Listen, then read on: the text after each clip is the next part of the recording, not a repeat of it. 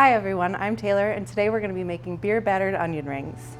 The first step is slicing yellow onions into half-inch rings, then gently separating each layer to keep them intact. This will give the batter something to stick to and a better bite. Next, we toss the onions in flour until nicely coated and let them sit for 30 minutes. Preheat the oven to 250 degrees to keep your finished onion rings hot and crispy until you are done frying. In a large bowl, whisk together 2 cups of all-purpose flour, 1.5 cups cornstarch, kosher salt, sugar, garlic powder, onion powder, and cayenne pepper until thoroughly mixed.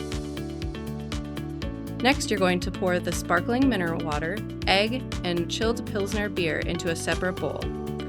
Once mixed, gradually pour the wet mixture into dry ingredients, whisking until you have a smooth, velvety batter.